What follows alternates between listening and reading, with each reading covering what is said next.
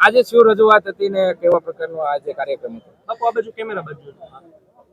જુઓ, પીડિત નવનીતભાઈનો વિડીયો મેં જ્યારથી જોયો છે એ દ્રશ્યો ગમે એવો વ્યક્તિ હોય એને દ્રવીભૂત કરે એવો વિડીયો છે અને એ લુખ્ખા તત્વો જે હતા એ પાછા વિડીયો બનાવીને અન્ય લોકોને બતાવે છે ત્યારે એની હદ થાય છે।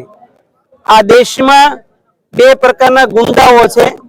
એક ગુંડા કે જે જનતાના હિતમાં, દેશના હિતમાં, સનાતનના હિતમાં કામ કરતા હોય છે એ ગુંડાઓ તો વંદનીય છે, પરંતુ જે ખોટી રીતે લુખ્ખાગીરી, દાદાગીરી કરે, નાના માણસોને દબાવવાના પ્રયાસ કરે એવા લુખ્ખાઓને ગુજરાતમાંથી ને ભારત દેશમાંથી હંમેશા નિકંદલ કાઢી નાખવું જોઈએ અને એના માટે આ દેશમાં પોલીસ પ્રશાસન છે।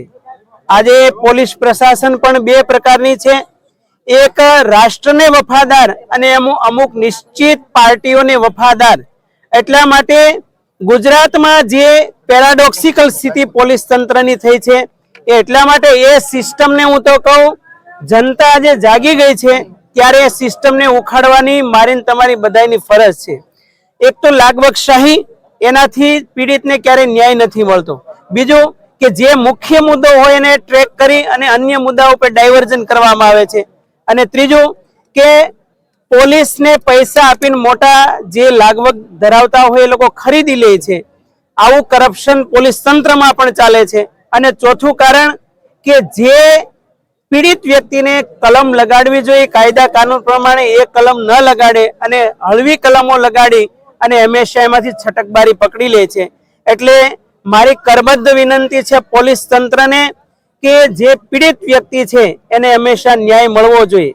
અને 2-3 દિવસ પહેલા ગુજરાતની તમામ પાર્ટીઓના કોળી સમાજના લગભગ 15 MLA, 3 MP, 2 મિનિસ્ટરો ને એક કેન્દ્રીય મિનિસ્ટર આ બધાએ મળી અને સરકારશ્રીને રજૂઆત કરી અને સીટની રચના થઈ। તો આટલા દિવસો થયા છે છતાં પણ હજી પીડિત નવનીતભાઈને કોઈ ન્યાયની ઉમ્મીદ નથી। હમણાં રૂબરૂ અમે ખબર અંતર જઈને પૂછ્યા નવનીતભાઈને તો એને એમ કહ્યું કે હજુ અમને કોઈ પૂછવા આવ્યું નથી। તો આનો અર્થ શું છે? એટલા માટે જ્યારે ગુજરાતમાં 1.5 કરોડનું પોપ્યુલેશન છે, કોળી ઠાકોર સમાજનું આખા વિશ્વમાં 26 કરોડનું પ્રતિનિધિત્વ કરે છે।